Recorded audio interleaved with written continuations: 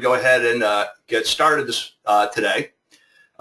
There is a GitHub repository, and there's slides that you can download from that. Let me go ahead and move over to this particular repository here. So long before Microsoft started buying this company, GitHub, we thought it was a good place to keep our student files and just the files that continue to evolve.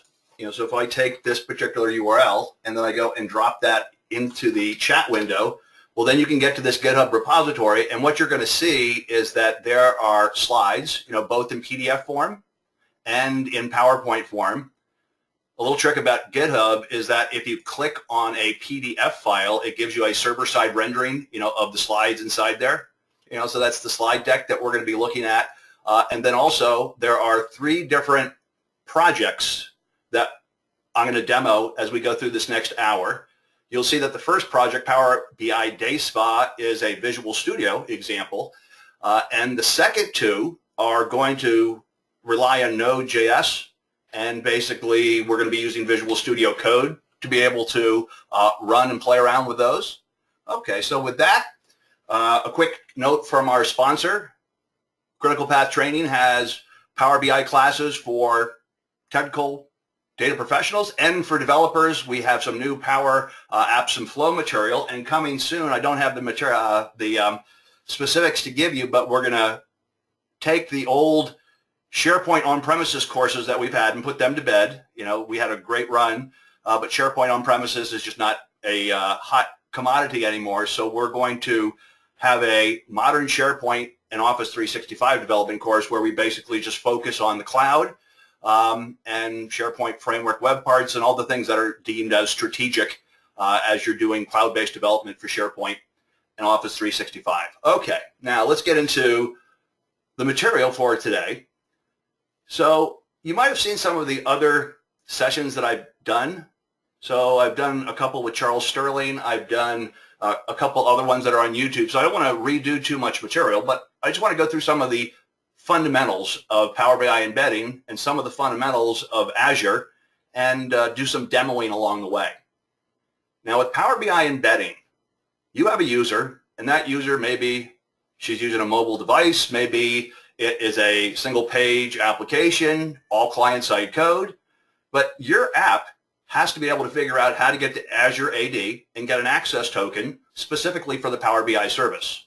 Then you need to be able to call into the Power BI service to get information about something that you want to embed, a report or a dashboard. The Power BI service then returns data back to you, and you pass that back to the client side. And then finally, you need either some JavaScript code, or we're going to be writing this in TypeScript, that's going to do the binding of taking that embedding data for a report or a dashboard and calling another API, the Power BI JavaScript API, to actually do the embedding. And so what happens is an iframe gets created, and no matter what I'm using, including SharePoint Framework web parts, when you set up that iframe, it's a direct connection back to the Power BI service. So as a user interacts with the report, there's not going to be any need for your code to interfere. You basically just create the session and sit back. Now, let's also distinguish between 2 different types of embedding. There's first-party embedding, where the app authenticates the current user, and then your code accesses the Power BI service as the current user. Now, embedding requires an Azure AD access token, and we're going to see how to get that in many scenarios, including SharePoint Framework web parts. And the user requires an Azure AD account. Obviously, they couldn't even get to SharePoint unless they had an Azure AD account, but there's also going to have to be some licensing taken into account. Licensing is very complex. I'm not going to go into a lot of detail on licensing just because that's not one of my specialties, but the idea is that if you want to have a consumer be able to see the content, well, that consumer either have to have a pro license or you have to have your content in a dedicated capacity. And that dedicated capacity could be created by you getting a Power BI Premium, a SKU, or possibly one of the other SKUs for the EM SKUs inside there. Now, your code has access to whatever the current user has access to. So you're going to be calling into the Power BI Service API as the user. Now, when I give Power BI embedding talks, usually I talk about this topic and then dismiss it because we're only going to talk about the next topic, third-party embedding.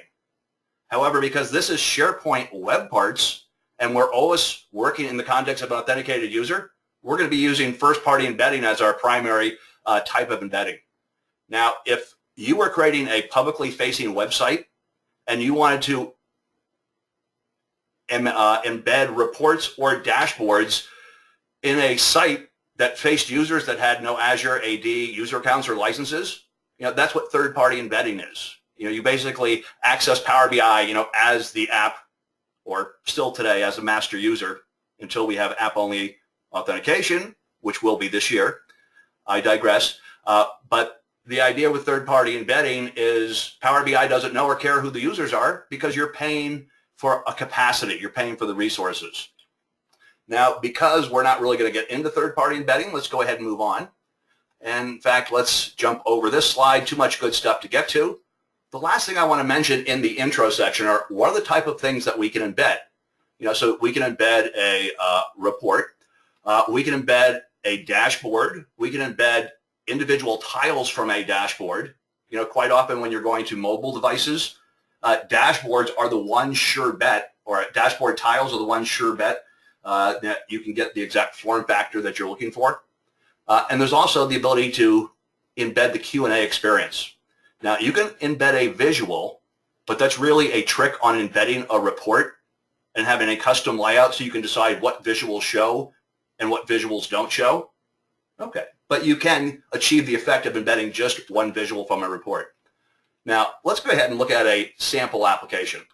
So what I want to do is I want to go and look at this sample application, and this one I've had out for over a year, but it kind of gives a sense of, well, behind the scenes, what we could do is we could have something where in Power BI, for instance, let's go back to Power BI here. Let me go ahead and make sure I authenticate as the current user. But we can basically have people that know Power BI but know nothing about development who are creating and managing the reports inside there. Okay, now I'm going to have to log in as yet another account.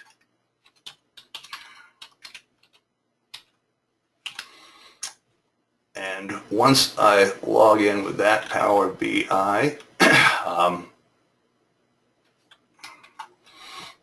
okay, Microsoft.com. Let me switch over to this different browser right here. I think I was already there. Okay, here's what I wanted to get at. So you can have someone who's not a developer who knows Power BI. You can go and kind of look at what are the reports that are available to us, inside, and then what you can have, let's go over here, and now, someone is using this particular application, and they take a report. Let's go ahead and open up a report. Now, as the person implementing embedding, what you're going to see is that this is now going to open up a embedded report any second now. I didn't click it hard enough, I guess.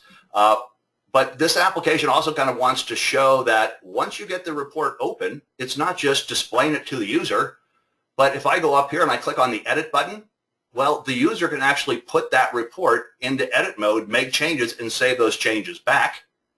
Note that my little sample application under reports has a new button. If you click on new, you can then present the user with a list of data sets. So when you create a new report, you need a data set, not a report.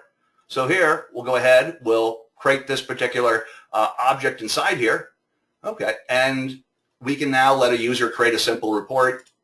I won't do very much here, other than do something quickly, but now just to show you that I have this particular report from my custom application, we'll go ahead, we'll choose Save As, and I'll call this one Report 1234. We'll go ahead and choose Save.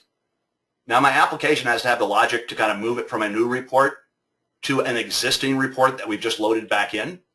But also note that if we come back here and just look in the Power BI portal, that report just got created inside there.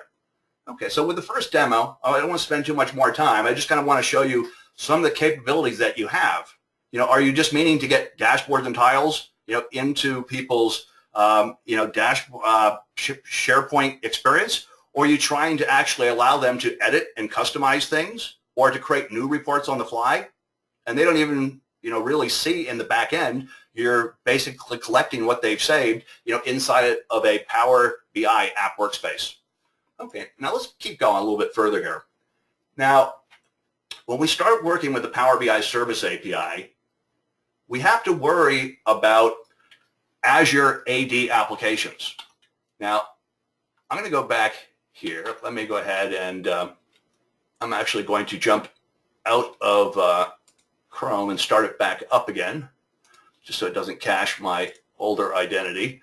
And now, with this open, let's go ahead and move over to the Azure portal. And as I get to the portal.azure.com, there are these Azure Active Directory applications that we have to create. And the reason that we have to create these things is that in order for you to call into the Power BI Service API, Azure AD has to know not just about the user, but about the application as well. Okay, now, without belaboring this too much, let me get to Azure Active Directory. And if I can now kind of look at the list of apps that have been registered inside here, and we look at all apps inside, what you're going to see is that, there are certain applications, and let me see where those are inside here. Okay. I now just realize I'm in the wrong tenant, so I need to sign out, sign back in.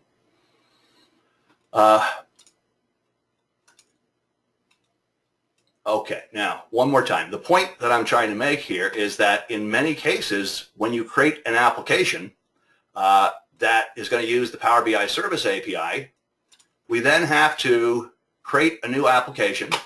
If I take a look at one of these applications like the Power BI Day Spa, this is the next one we're going to look at. This is going to be a client-side application.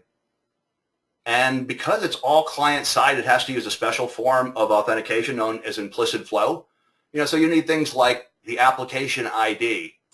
In your application, you have to make sure that you add permissions, to talk to the Power BI Service API. You have things like reply URLs that have to be set inside here. Okay, now once you've got that working, let me go ahead and move over to my second application here.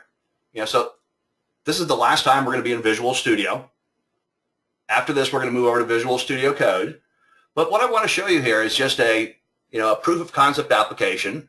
It's got index.html, and it's got no server-side pieces inside there.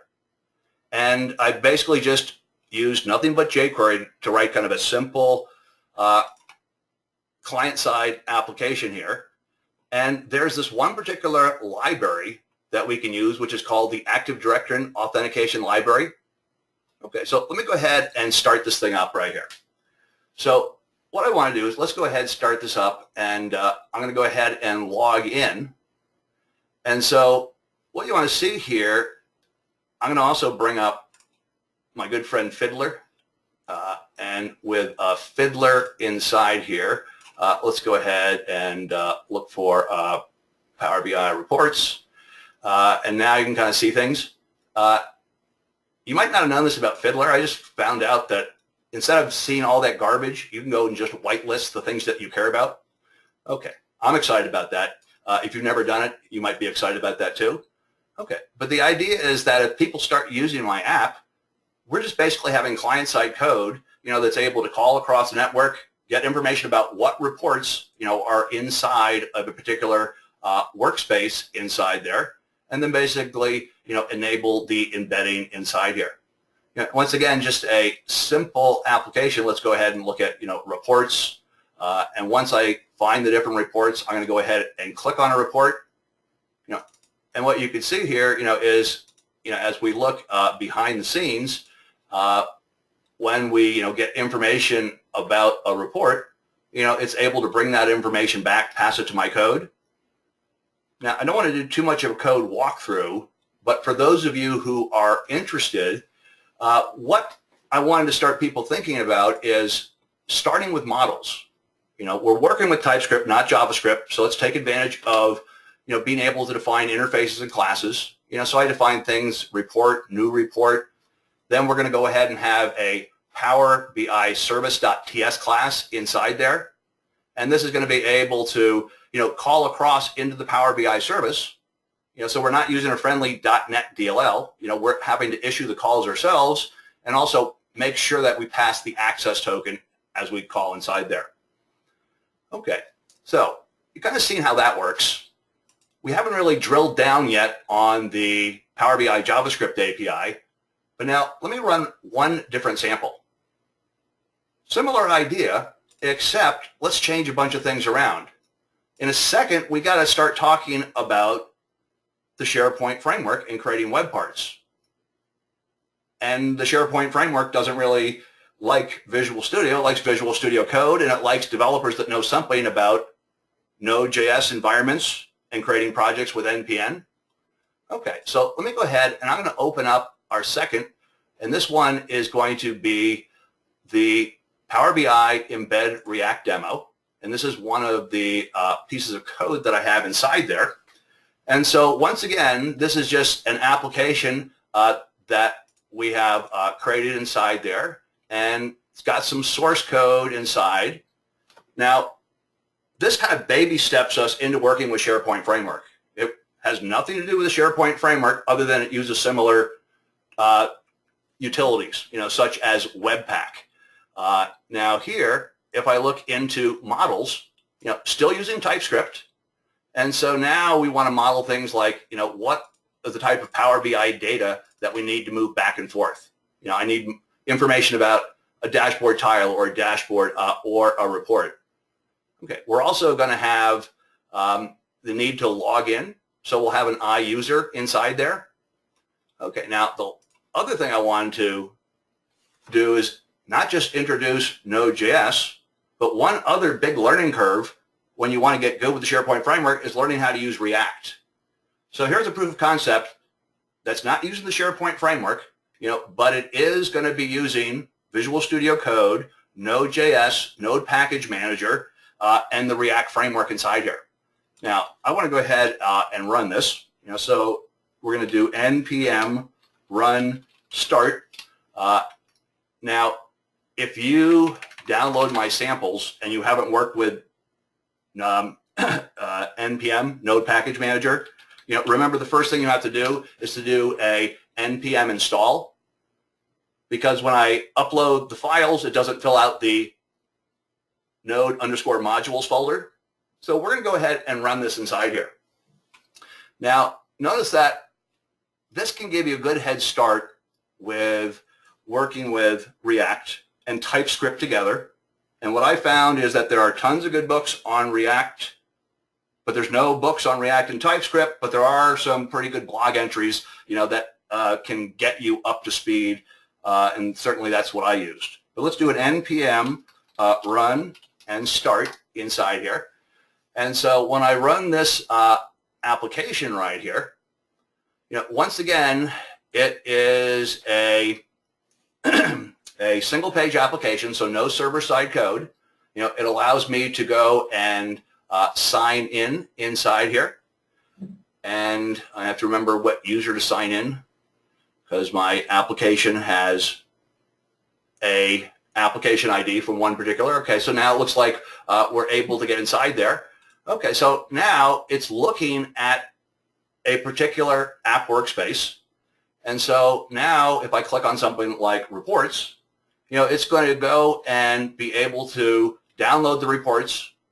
If I go ahead and I click on one of those reports, it's going to be able to do the embedding inside there as well. Okay, now let's give this a second to warm up. And you'll find that once you've loaded the first one in, let's move over to a different report. Okay, that one loads pretty quickly. Now let's go over to dashboards. And so note that we can load in a dashboard inside here. That's great. if I click on data sets, you click on a data set, to create a new report. Okay, and then also now I can kind of demo the Q&A. So if I go ahead and click on Q&A, once again, it shows the dashboards. It shows the data sets. So just like creating a new report, when you want to present the user with a Q&A experience, let's go ahead and click on wingtip sales, ask a question, what was sales, revenue in Florida in 2014 by city. And so, you can kind of see that you type things inside there and you have this experience that it's not just in the Power BI service browser experience, but you can take the Q&A experience and embed it anywhere that you want inside there. Okay, so now we've played around enough, but now we got to kind of get to the meat of the matter, which is the SharePoint framework. Okay, now, quick other piece of background, if you haven't worked with Power BI Embedding, if you're writing something like an ASP.NET application in Visual Studio, you import the package for a .NET SDK that wraps the Power BI Service API. But if you're writing client-side code, you basically just are making direct REST calls inside there. But there's a second API, the Power BI JavaScript API. And this one is what we use on the client side. So we're going to see some examples of this in action in just a little bit. There is a architecture here that has two different domains. So remember that your code is going to be hosted on a page, and this is true of SharePoint Web Parts, and you're going to write some JavaScript. You're going to have to get some embedding data somehow back to your client-side code. You're going to program against this client-side library, and what it's going to do is create an iframe. It then sets the source of the iframe, and another important thing is it has to pass an access token into the iframe. But the idea is that the iframe fills up. But a very important thing to note is that your JavaScript code is on a page in domain 1, and the iframe, has a document that is in domain 2, and you can't quickly, call across those domain boundaries. Okay, so one of the big value-added aspects of this API is that it uses a bunch of extra libraries, and you can see they're listed right here, and not the kind of things that you would bring up at a dinner party to impress people that you know them, but the idea is that you can create a report by calling a method, and it will basically call across this boundary using, low-level post-message API calls. And what it does is it allows you to not just embed a report, but then hold onto a JavaScript object that you can call methods on to basically go into edit mode or back to view mode or go into print mode. And also with this particular report object, you can register events so that the code that you write that lives on the hosting page can have a handler that fires, when a report gets loaded or when someone changes a page. Let me go ahead and move back here. Let me go back to the daily reporter, and let me go ahead and load one of these reports in. And what I want to show you is that when you load in a report, this application then handles that event of the report being loaded. It could then call and get the pages of that particular report. And after it loads in, now outside here, I can create my own navigation. Now, when you're doing embedding, also note that you can choose to show or hide navigation. And you might decide to hide navigation because you want to create your own navigation scheme using either pages or using bookmarks. Either one are going to be available to us through the API. Okay. Now, there's another sample application, and I think I just want to run through this enough so you can see what it does, but I want to make sure that we leave plenty of time, the last half hour, for working with, for basically working with, let's go back here. Let me open up and I need to find my demo inside here. And Power BI Scratchpad. Okay, so this application, it's not a real application, it's a proof of concept. Let me go ahead and just run it so you can kind of see what it does. It's an application that allows you to kind of not worry so much about how you've gotten the data that you need through calling the Power BI Service API, but instead, once you get the data, you can focus on, how we're going to be writing the code for this client-side API. Okay, now let me go ahead and have this thing run inside there. And the idea is that this application will run. It will call to the Power BI Service API. Remember, it's just a console app, which is why it's a proof of concept. It gets back the report data that it needs. And then let's go back over here. And if I look into app.config and see demo pages with embedding, what it's going to do is it is going to create files inside there. Okay, I've run this before. So let me get rid of all the stuff that wasn't created today. But the idea is that now here's a page, and it has an access token embedded, so you can basically run the page for an hour. And even better, what you can now do is you could do something like, let's open this with code. Okay, now I can kind of see the scripts that we have inside here, and let's do something such as, when I run this page right here, what I can see is that we have the page tabs down below. So now I'll just go and take the nav content pane enabled, set it to false. If I could only spell false, hit save. We'll go back here. We'll just refresh the page. So it just gives you a very simple way to play with the client-side API without worrying so much about the other parts. Okay, I got 2 minutes before halftime when we're going to switch over. So let me go back, and what I'd like people to do is just kind of play around with this. But let's say I want to take kind of some of the greatest hits of what we do inside there.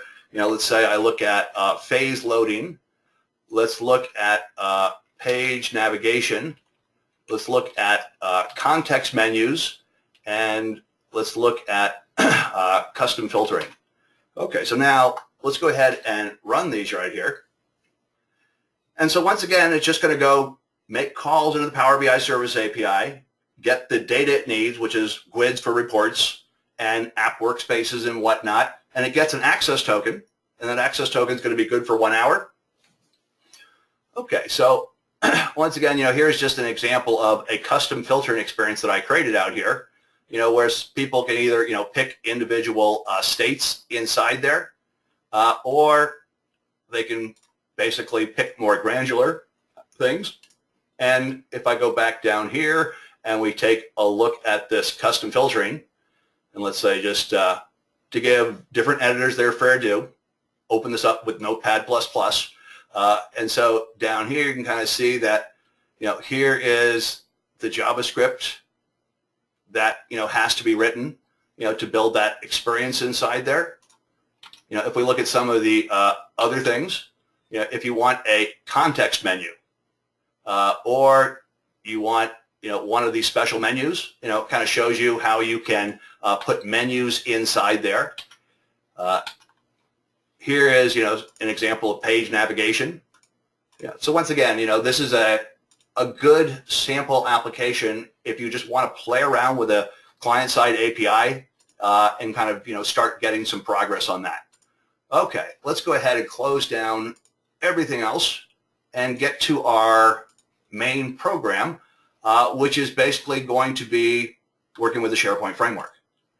Okay, now we need to create a new SharePoint Framework project. So let's say that, let's close down that, and I'm going to go ahead and open up the Node.js command prompt. And so I'll go ahead and create a new project.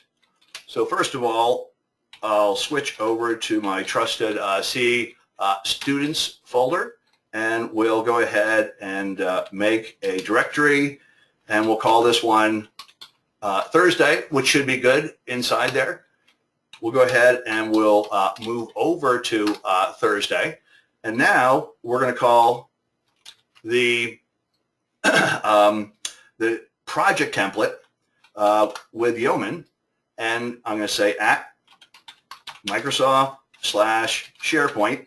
Now, I'm kind of assuming that, either or you can pick up the details of what I'm doing right now, which is basically creating a new project and all the prerequisites for starting that. But what I want to do with the first demo is I want to create something. So let's create a new project. Thursday is going to be fine. Do you want it to work with SharePoint Online only, or do you want to be stuck at the past at where they were when they pushed something out to SharePoint on premises? This sounds like a much better project. Use current folder, yes. Do you want to allow the tenant admin the choice of being able? So if you're just doing development, I'm going to say absolutely yes. Create a web part. What's the name of your web part? WP1. And what's the description? And then I'm going to go ahead and choose React. And I'm going to go ahead and let this build. Okay, it's going to take a couple minutes to build, but once we create the new project, one of the first things I want to show you is that you have to be able to debug things inside of the hosted debugger. Because one thing that we're going to do is we're going to need to call to the Power BI Service API. We're going to need to have SharePoint context. So working in the local workbench is not going to cut it. The other thing is this is new. This is all in preview. So you have to make sure that both your hosting tenant and SharePoint both have the property for give me early releases, give me things that are in preview turned on. But then what we're going to do is we're going to go ahead and we're going to add entries into our package.solution file that say, I would like to program against the Power BI Service API, and here are the permissions that I need inside there. If you followed much stuff with the SharePoint framework, you've seen Vesa and Waldeck do a couple talks on working with this, and they talked about how to do it with a custom Azure function. But we're not going to use something we're going to build. We're going to use something that's just built into the system, and that's the Power BI service. Now, what we're going to have to do is before we can even do testing, we have to go through this process where we build the solution, and then we basically take the package and we're going to basically drop it into the Apps for SharePoint gallery in our tenancy. And what's going to happen is that it's going to bring up something saying, do you trust this particular application? And also, there's going to be some note saying you need to have approval, for the process inside there. Now, when you go to let's see if I can kind of follow this along inside there. Let me go make sure. I think I'm done with Edge, and let me get back to Chrome. And with Chrome open, let's go ahead and go to the app catalog inside here. So let's say that you haven't written any code yet, and you want to start testing your code. Well, the first thing you have to do is build the project with these permissions. Let me go ahead and click sign in, and now you can see I've already kind of dropped that inside there. If I had, I want to click on library, files, and deploy. Just to kind of show you one more time, you're going to get something that looks like this. Please go to the service principal manager's permission. So once you've gotten that, let's go over to the SharePoint admin section inside here. And a lot of what I'm doing, you're not going to want to do in production farms. So hopefully you have a test farm, or you're just creating one-off trial tenants to be able to do this. But now that I get to the admin experience, there's try the preview, and then there is the API management. Now, currently you can see that, I have this approved inside there. Now, in general, what's really nice about this is that you don't have to create an Azure application. This is the first time I've ever demoed the Power BI Service API where I didn't have to first go and create an Azure AD application. So the way it works is that SharePoint Online has an application ID it can call into any of the other services inside there. So what you're going to do is you're going to basically get permission, and the UI right here, is not all that great right now, but you can't delete things in batches, but very much this is the first cut of what they've done. This should get better, But at the end of the day, what that means is that now you'll have the ability to call to the Power BI Service API. Now, the current experience would be that once you add the assembly or the package inside there, you have these pending approval requests. Currently, there are 4 from the same service, but they get 4 different things, and you have to approve all of them individually. So once again, the UI is going to get much better. But the idea is that once you approve them, now you've approved web parts in your tenant to call into the Power BI Service API.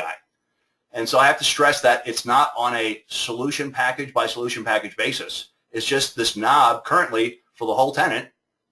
If one web part can call there, any web part can call inside there. Okay, so that's kind of the ground rules. Now, there's this special object that we're going to start using. And so that particular object, if I can kind of point it out right here, is the, let's see if I can get the pen here, is the AAD HTTP client.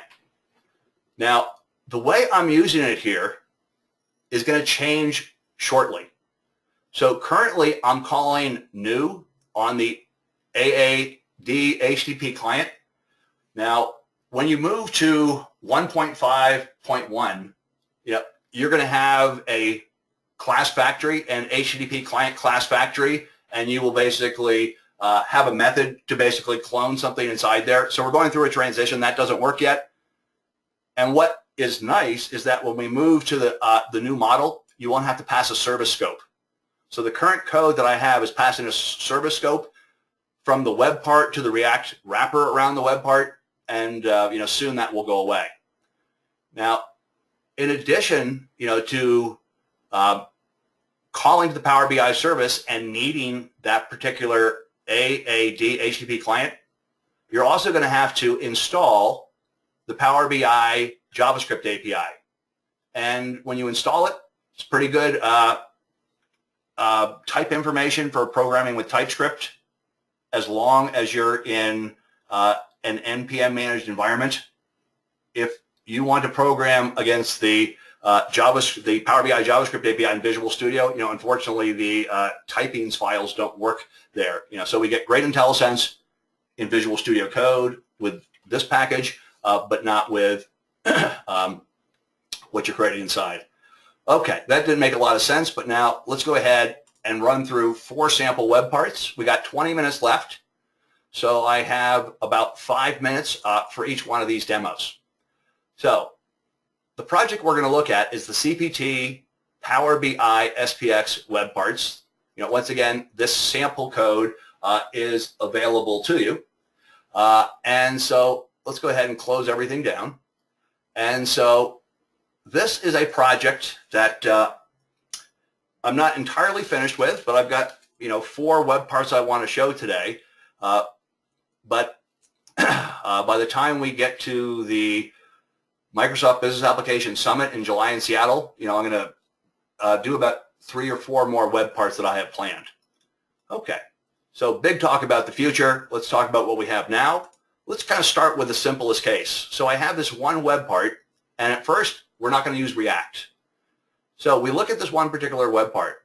And so this web part right here, in fact, it's going to be so simple that I've just taken a GUID for an app workspace and a GUID for a report, and I've hard-coded them inside there. In the next demo, we'll make things a little bit more difficult inside here.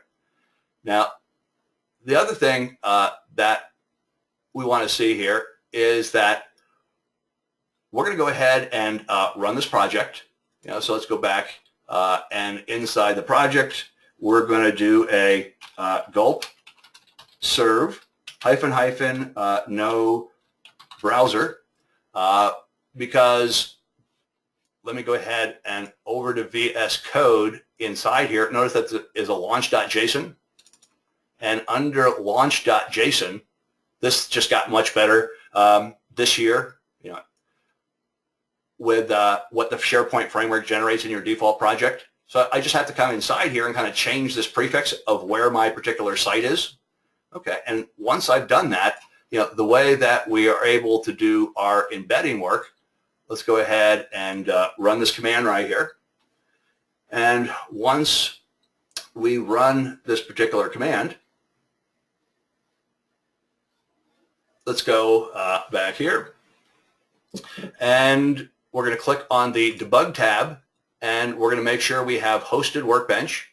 We're going to go ahead and click OK.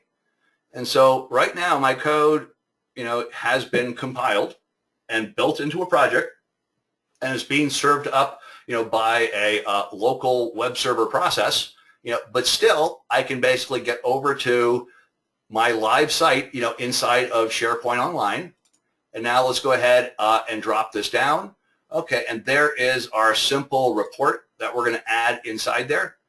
Okay, so what you can see here is at first I've got some kind of a splash load screen inside, you know, and finally after a couple seconds, you know, it should load my report inside there. Okay, now let's go back, kind of take a look at, you know, some of the things that we have inside here.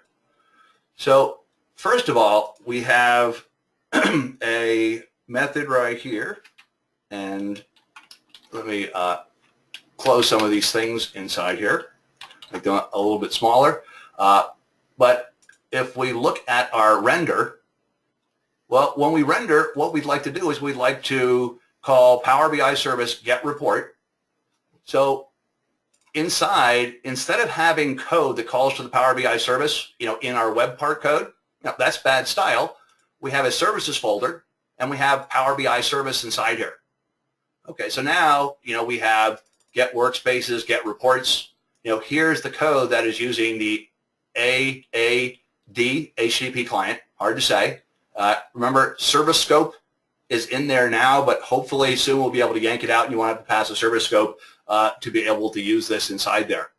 Now, the one trick is when you create this, that there is a string in the form of a URL, which is called the target resource ID.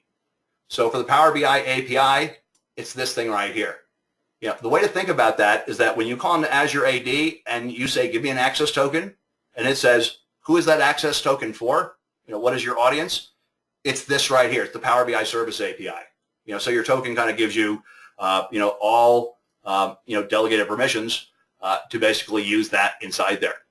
Okay, now back here inside of our web part, we're going to go ahead and call get reports.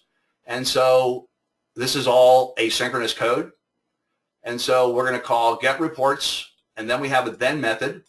And once again, I've got a whole bunch of TypeScript classes and interfaces that define our types like Power BI report. And one of the nice things about this is that, let's go back here and kind of look at get reports. So when we call get reports, and we're going to use the HTTP client, and now we're going to get it back, well, we get back our response, which is JSON. Okay, the next problem is that when it gives me a JSON document, the array of reports is not at the top. There's a value property. So then we say then, and so now we can say OData result value, and now I'm down to the array. Go ahead and map. Let me take whatever columns that I have and basically map them to some other set of columns inside here. Yeah, and so here's the part where, because we're using the AAD client, you got to get the access token if you want to do Power BI embedding. And so this takes a kind of a little inside knowledge, but SharePoint Framework, when we use this, is using the Active Directory Authentication Library behind the scenes. And so we're going to make the assumption that I can reach into the Windows session storage that ADL is using and grab the access token.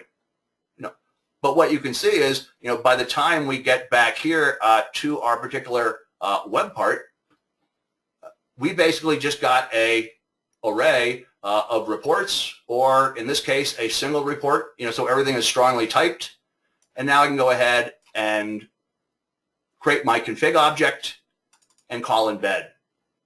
Note that if you use the same target and you keep trying to embed, you can't embed if there's already another embedding, embed. Okay, bad pun, I'm sorry. But we have to call reset to kind of take the target and clear it out. Then we can call embed, and it doesn't hurt to call reset if there's nothing inside there. So there's some simple code inside. Now, let's get a little bit more in depth here. So let's go ahead and delete this web part inside there. Let's go ahead and create a second web part. And this one is going to be the CPT report loader. Now, one thing we probably don't want to do is to hard code our application IDs or report IDs inside there. That would be bad. Now, if you look at the built-in web part that SharePoint has for Power BI, it makes you go and get this URL. So what we can do is we can make it a step better. You don't have to go to Power BI. We just go to Power BI right here. So now what we have is we have some code that's going to call to Power BI. And notice that over here, inside of the property pane, we have two different things inside here. We need the workspace, and we can't pick the report until someone picks the workspace. So now someone picks the workspace, and now we have another call across the network. And at this point, I can now pick a particular report. Okay, so what I wanted to show with this one, let me go ahead and let it run for another second here. And once the embedding works inside there, okay, now I can switch over here and load something else in. You can kind of see that, the embedding experience gets to be pretty quick as you move, from one to another. Now, this code, if I look down here inside of my web part right here, what you can see is that we have a particular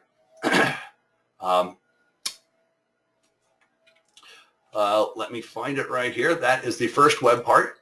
Let's get to the second web part right here. And the second one is the last one before we get to React. But this is the report loader. Now, when I open this one up inside here, notice that we're going to take workspace ID and report ID, and we're just going to have them be properties of the web part. Okay, and once again, we have properties that can be set by an option. But our issue is we have to call out to basically fill up the workspace and the report options inside there. So here's some code, and I kind of copied a pattern that was up on the GitHub SharePoint Framework site inside there, something Chris O'Brien had written a while back. But here we have a collection of workspace options. We have a special method, workspace, fetch workspace options, same thing with reports. And we have something down here where we have the method, which is on, I'm sorry, let me get to it inside here. Yeah, this method right here, on property panel configuration start. Okay, let me go ahead and close that, come back here, and start one more time. One thing I want to show is just how easy it is to kind of bootstrap, into your debugging environment here. But what you want to see is that every time you open up the property pane, this method fires. So what we want to see is that if we have both the workspaces fetched and the reports fetched, there's no more work to do. However, if we have the workspaces fetched but not the reports, we got to get reports, or we basically got to get the workspaces inside here. Okay. So what you can see here is that if I go ahead, load this in, and move this over, we have something where it's now calling out to fill up the first one. Once again, we need a call to the Power BI service. Now we can fill it up. Now someone can pick it. There's some other logic there, that when we have a property field change, there are things that we have to do, such as if someone changes the workspace. Let's go back here. And if someone changes the workspace, after picking a report, we got to take the report and blank it back out. So those are some of the things that we do inside there. Okay, now 10 minutes left. Let's go ahead and at least get to the last one so you can see what they do. So they're actually fairly similar. It's just one is going to work with reports and the other is going to work with dashboards. And they're also going to use React. So let's go and look at these two last web parts, and I'll focus on the Power BI React report. Now, when we use React, we have two different files, that make up our web part. We have the base web part inside here, which is going to be called Power BI React Report Web Part.ts. And then you have the React component, which is in a TSX file because it uses JSX. And the two have to work together. Now, one pattern that I kind of found to be valuable is that if we look at the underlying web part class, that's the thing that persists the properties. So what are the things that we care to, save when someone chooses things? Okay, so the workspace ID, the report ID, and then also one of the things that SharePoint doesn't do is it doesn't decide how tall things should be. So you come from Power BI and you're very used to just taking a visual and you decide what the width to height ratio is. In SharePoint, you get a width, and if you're basically so many pixels tall, it's not going to work for a really big and a really short width. So what we're going to do is we're going to have a width to height ratio that we track inside there. Now, this is going to have some of the same code that has to fill out. In fact, why don't we just go ahead and take a quick look at this. So let's go back and delete that one. And now we'll finally get to the one that's going to be more exciting. And this is the CPT React web part inside here. Okay, now let's go ahead and when we call out inside here, what you can see is that I wanted my own calling screen, so when we call out somewhere else. And in addition to that, we wanted the ability when someone creates a report, or a dashboard, to be able to change the height because you have to find out what width you're inside there. And you might find that, for this inside here, let me make this, a little bit smaller, but we might, find for this, it might make a lot more sense to, be able to contract it. So being able to kind of give yourself, some ability to kind of move things around, and whether I have a perfect experience here or not, you can kind of see that, now we've kind of built this inside there. So when you work with React, one of the things you're trying to do is build a state machine that the whole UI, is triggered off of. So here, what you're going to see is that in the interfaces we have for our React class, which is called Power BI React Report, we have the properties. That is what the base web part is going to pass in. And then you also have the state. So what are things that would make, this change? If it was loading or not loading, well, that would make the UI change. If we have a workspace and a report ID, or if both of those, don't have valid values, that would change things. And we have width and height. Okay, now, to kind of quickly go through some of these last pieces right here, let's say I go down and I look at render. Here is the base web part. So in the base web part, we are going to create the React report component, and then we're going to pass all these different properties inside here. And remember with React, you should have state and a property of the same name. So if your state is workspace ID, you should have a property named default workspace ID. Okay. So the idea is that we now pass all these different properties inside here. Let's now go look at the React report inside here. So here we have state, and you can see that we're initializing our state. But the idea is that anytime state changes, it'll rerun the render method inside there. Okay. And so what you can see here is that, I think I could probably make this a little bit more elegant with a little bit more time. But we have some divs for loading, for a message container, for the embed container inside here. Let me go ahead and, one more time, if I want to get back to a good starting point, I just close the browser, come back and click on hosted workspace one more time. Okay, and now that we've done that, and I come back here and we look at this report, we're at this point, what do we have? We basically have a blank workspace ID and a blank report ID, and loading is basically not true. So here's something where in React we only want to show certain components. There's some other methods that I had to override. Component did mount and component did update. And so, with that, also note that in these demos, instead of putting the embedding code, inside of my React component, let's go back over here and look at services.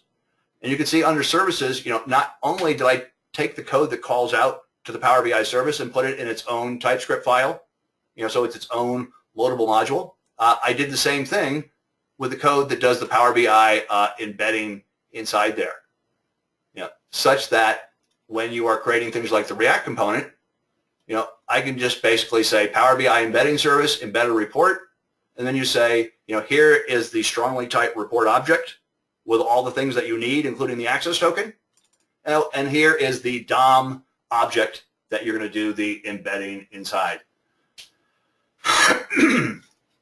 So, one more time to use these samples, what I would do is to, first of all, download this code from GitHub. Once you have downloaded this code from GitHub, you have to make sure that you have the different tools and they're up to date for the SharePoint Framework, meaning that you're going to need to have the Node.js installed. You're going to have Visual Studio Code or some other editor inside. But the idea is if you download under projects and the CPT web part, that you should be able just to start running your basic commands of gulp build and gulp serve and get these web parts up and running. Okay, so with that, we're now kind of at the end of our hour. I know I rambled on a little bit there toward the end. I have a demo that's kind of half to three-fourths baked, so thank you for looking at that with me. We'll make sure to get this recorded if you wanted to hear any of the pieces again. But other than that, we thank you very much for coming and spending some time with us at Critical Path Training, and we look forward to seeing you soon.